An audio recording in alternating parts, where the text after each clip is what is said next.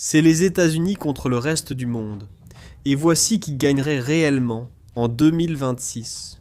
Dans toute guerre moderne, on ne gagne pas en attaquant l'ennemi de front, mais en contrôlant le ciel, ce qui est l'atout majeur des États-Unis. La guerre débuterait par un raid aérien mondial, non par des soldats franchissant les frontières. L'armée de l'air américaine a passé des années à perfectionner l'art du premier jour de guerre. Ils ne se contentent pas de combattre l'ennemi, ils détruisent sa capacité à riposter avant même que la guerre ne commence. En 2026, les États-Unis vont frapper fort. Avec plus de 13 000 avions prêts à décoller, le reste du monde en aligne plus de 39 000, soit 3 avions ennemis pour chaque avion américain. La plupart des autres pays utilisent des avions anciens, qui devraient être dans des musées, pas sur un champ de bataille. Notamment face aux chasseurs de 5e génération, comme les 400 F-35 Lightning II et près de 200 F-22 Raptor. Ce sont des snipers capables de repérer des avions ennemis à des kilomètres, de tirer et de rentrer à la base avant d'être détectés. La furtivité n'est pas l'atout principal, c'est l'intégration. Les forces américaines combattent sur un réseau partagé unique. Tous les moyens militaires échangent des données en temps réel. Un capteur aérien peut déclencher une frappe navale. Un drone transmet une cible à l'artillerie à des centaines de kilomètres. Cela signifie que les États-Unis ne combattent pas en tant que branches séparées, mais comme un système complet, et c'est quelque chose que la plupart des pays du monde ne peuvent pas faire. La coalition utilise des radios incompatibles et des commandements variés. En paix, c'est gérable, mais en combat, cela devient mortel. Le F-35 en est le meilleur exemple. Plus qu'un chasseur, c'est aussi un capteur et une plateforme de guerre électronique. Il détecte les menaces, brouille les radars ennemis et transmet des données de ciblage aux navires, missiles et avions. Le F-35 n'a pas à tirer, les autres peuvent le faire. Sa vraie valeur est ce qu'il apporte à son environnement. Les unités alliées deviennent plus létales simplement en étant connectées à lui. Ce renforcement de la force est difficile à contrer, surtout pour les armées agissant en éléments séparés plutôt qu'unifiés. La défense mondiale dépend surtout de la Russie et de la Chine, qui possèdent respectivement environ 4000 et 3200 avions. Ils ont des chasseurs furtifs comme le Su-57 et le J-20, mais pas en nombre suffisant pour peser. Leurs moteurs tombent aussi plus souvent en panne. C'est un cas classique, où la qualité l'emporte sur la quantité. Mais le reste du monde a un autre plan. Ils lancent des milliers de chasseurs plus anciens contre les États-Unis en même temps. Leur plan n'est pas d'être meilleur, leur plan est d'être partout. Ils déploient aussi les systèmes de défense aérienne les plus meurtriers au monde. Les S-400 russes et HQ-9 chinois forment de grandes zones d'exclusion aérienne en Europe et en Asie, conçues pour cibler les avions américains. À quoi ressemblerait la première semaine de guerre ? Les États-Unis lancent des B-2 Spirit et B-21 Raider. Ces bombardiers volent directement au cœur du territoire ennemi, sans être détectés par les radars adverses.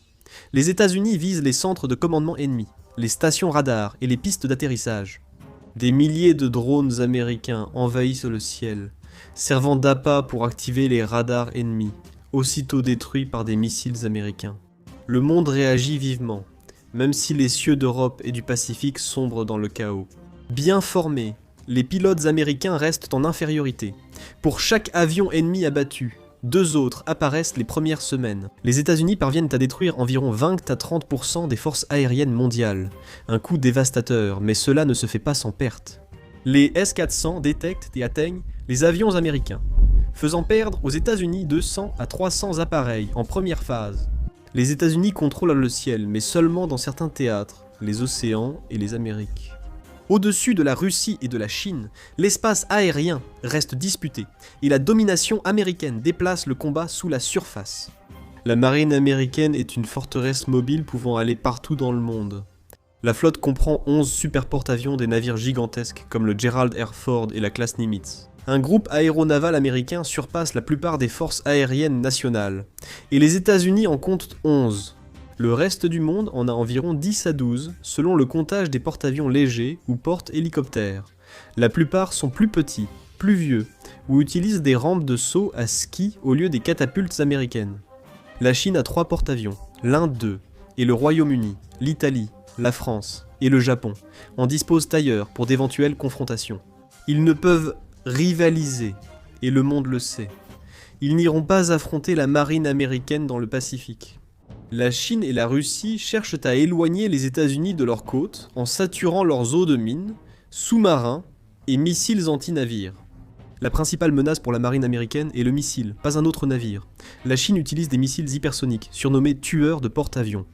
Ils vont si vite qu'il est presque impossible de les intercepter. Un impact sur un porte-avions mettrait en danger des milliers de marins. La marine américaine impose un blocus mondial, plaçant des destroyers au point clé. Le commerce s'arrête. Plus de pétrole pour la Chine, plus de nourriture pour l'Europe. La stratégie est simple. Affamer le monde jusqu'à ce qu'il cède. Cet avantage devient décisif avec le temps. Les guerres modernes se transforment en conflits d'usure, où il s'agit de soutenir, nourrir et approvisionner ses forces pendant des mois, plutôt que de gagner rapidement. L'armée américaine excelle à acheminer rapidement des fournitures partout dans le monde. Ils utilisent des centaines d'avions ravitailleurs pour prolonger le vol des avions. Quand les routes maritimes et les livraisons de carburant cessent, les opérations ralentissent, véhicules et avions s'arrêtent, les chiffres deviennent insignifiants. Quand les armées ne peuvent plus bouger, les sous-marins américains rôdent en profondeur, attendant patiemment. Les sous-marins d'attaque de classe Virginia sont des chasseurs silencieux, plus discrets et plus avancés que tout ce que le reste du monde possède. Ils pénètrent les eaux ennemies et attaquent avec les navires. En un mois, la marine américaine détruit 40% de la flotte mondiale de surface. Le reste se replie au port, piégé, dépassé et ne voulant plus prendre la mer. En mer de Chine méridionale, un groupe aéronaval américain tombe dans une embuscade. Des drones et sous-marins chinois submergent les défenses. Torpilles et missiles frappent. 2 ou 3 super porte-avions américains coulent. C'est un coup dur pour le moral américain. Malgré les pertes, la marine tient bon. Le blocus fonctionne, l'économie mondiale décline. La capacité industrielle est aussi importante que la main-d'œuvre. Produire du matériel est facile, mais remplacer des systèmes militaires avancés l'est beaucoup moins. Les avions furtifs, armes de précision et capteurs modernes exigent usines spécialisées, matériaux spécifiques et main-d'œuvre qualifiée.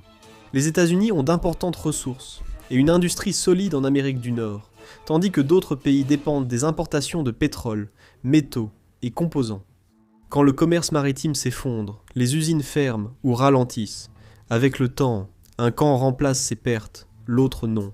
Les États-Unis contrôlent les fonds marins, mais les côtes restent dangereuses à cause des mines. Les pertes sont élevées. Les États-Unis perdent entre 20 et 30 grands navires, le monde en perd plus de 150. Les États-Unis isolent le monde, coupant les pays, tandis que leurs marines rouillent au fond de l'océan, ne laissant qu'une option au monde. Après des mois de bombardements et de blocus, le monde décide d'envahir l'Amérique. Mais c'est un cauchemar logistique. Les États-Unis sont composés d'immenses déserts, montagnes, marécages et forêts. Avec plus de 348 millions d'habitants dont beaucoup armés, ce scénario centré sur l'armée montre qu'une population armée complique toute invasion. L'armée mondiale compte plus de 25 millions de soldats actifs. La Chine en possède 2 millions et les États-Unis environ 13 millions. Les chiffres montrent que les États-Unis sont submergés. Les soldats américains disposent d'équipements supérieurs, de lunettes de vision nocturne, d'armures avancées et de radios connectant chaque unité au combat. Ils combattent plus efficacement la nuit que leurs ennemis ne le font le jour et sur le terrain. Le M1 Abrams se distingue par ses systèmes de protection active qui interceptent les roquettes avant qu'elles n'atteignent le char. Les chiffres ne suffisent pas à gagner les guerres terrestres. La formation et l'initiative sont essentielles. La plupart des soldats américains ont des années d'expérience avec du matériel complexe et savent s'adapter en cas de problème. La plupart des forces adverses comptent sur une conscription de courte durée, avec des soldats qui ne reçoivent parfois que quelques semaines de formation avant le combat. Les structures de commandement rigides causent l'effondrement des unités en cas de perte d'officiers ou de communication, contrairement aux forces américaines. Si un chef tombe, le suivant prend le relais, permettant aux formations de continuer, tandis que les forces moins adaptables restent figées. Le monde envahi par le Mexique au sud et le Canada au nord. De grandes armées débarquent sur les plages américaines, mais les États-Unis ne tentent pas de les stopper dès le rivage. Ce combat avantage l'attaquant. L'ennemi avance en profondeur, ses lignes d'approvisionnement tendues au maximum. Ensuite, les contre-attaques débutent. L'artillerie américaine s'abat, des roquettes de précision sur l'ennemi, les camions-citernes et les dépôts de munitions. Sans carburant, les chars ennemis cessent d'avancer. Sans munitions, les soldats ennemis ne peuvent pas se battre. Les États-Unis frappent vite les points faibles avec des unités mobiles, puis disparaissent avant la riposte ennemie. Mais le nombre l'emporte finalement. Les forces mondiales subissent de lourdes pertes et avancent en vagues, misant sur le nombre faute de logistique. La bataille pour le territoire américain ravage les villes. Les combats font rage dans les rues. Les drones américains éliminent les ennemis. Mais la pression des armées mondiales finit par repousser les États-Unis. L'Alaska pourrait être envahi, les forces atteindre le Texas, mais conquérir un territoire n'est pas le même que le garder.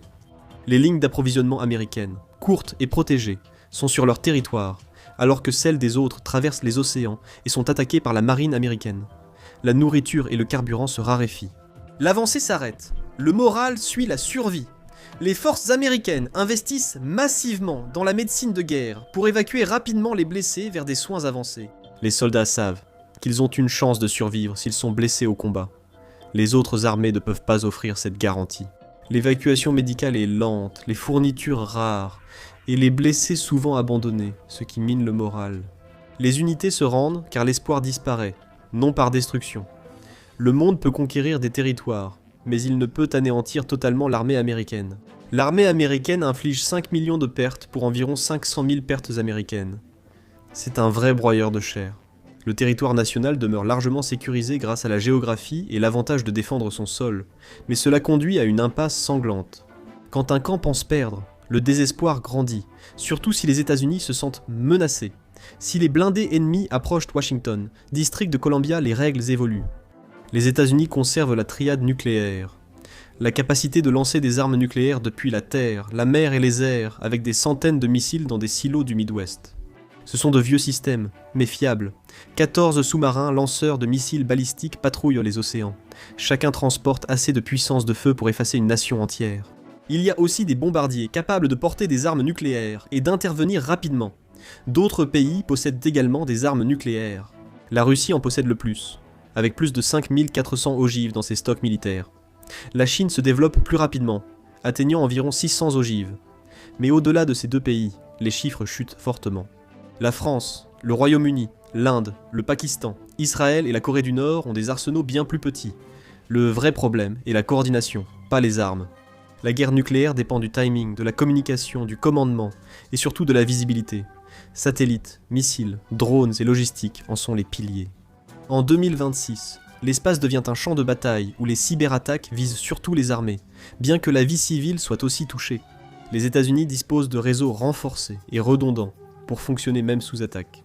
Les forces qui perdent la conscience de la situation ne combattent pas seulement moins bien, elles combattent à l'aveugle, et des armées aveugles saignent vite. C'est important, car l'hésitation est dangereuse. Quelqu'un doit agir en premier. Si les tirs ne sont pas synchronisés, les défenses antimissiles américaines s'activent et peuvent intercepter un nombre limité d'ogives dans l'espace. Ils peuvent retarder une attaque mineure, mais pas stopper une grande frappe russe. Les États-Unis agissent comme une seule entité. Le reste du monde agit en coalition. Les coalitions paraissent fortes, mais se divisent sous pression. Les nations ont des priorités et perceptions de menaces différentes, ce qui nuit à la confiance et à la coordination.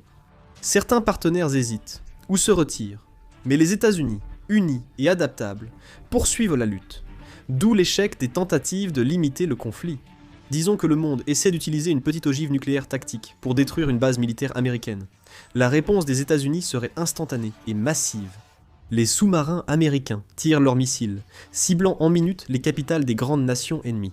La Russie a un système de riposte automatique qui lancerait aussitôt ses missiles sur les États-Unis, et la Chine ferait de même. Cela conduirait à une destruction mutuelle certaine, sans vainqueur. Les États-Unis pourraient survivre plus longtemps, car leurs sous-marins, difficiles à éliminer, assurent une riposte même si leur territoire est détruit. À ce stade, la victoire n'a plus d'importance. Dès qu'un échange nucléaire massif débute, tout le monde perd. La planète subit un hiver nucléaire et la civilisation disparaît. Le vainqueur ne dépend pas de la puissance de feu. Cela dépend si la guerre reste conventionnelle, sans armes nucléaires, et repose sur des armes classiques comme fusils, avions et navires. Les États-Unis gagnent, mais c'est une victoire à la Pyrrhus, tellement coûteuse qu'elle n'en a plus l'apparence, surtout dans les airs. Les États-Unis gagnent parce que la technologie l'emporte sur le nombre en mer. Ils gagnent parce que les porte-avions et les sous-marins dominent le commerce mondial. Au sol, la guerre piétine, la logistique freine, et en guerre nucléaire, nul ne gagne. Les États-Unis ont une armée capable de mener 2 grandes guerres, mais affronter le monde entier dépasserait leur capacité. Les États-Unis pourraient défendre leur territoire et paralyser l'économie mondiale. Avec leur marine, ils pourraient dévaster les infrastructures ennemies depuis les airs, mais ils ne pourraient pas conquérir le monde. Il n'y a pas assez de troupes pour occuper l'Europe et l'Asie. C'est pourquoi, lors d'une guerre mondiale, seuls les États-Unis survivent tandis que le reste du monde s'effondre. Si le pire se produit, l'Amérique a un plan pour la 3e guerre mondiale. Découvrez-le ou cliquez sur cette vidéo.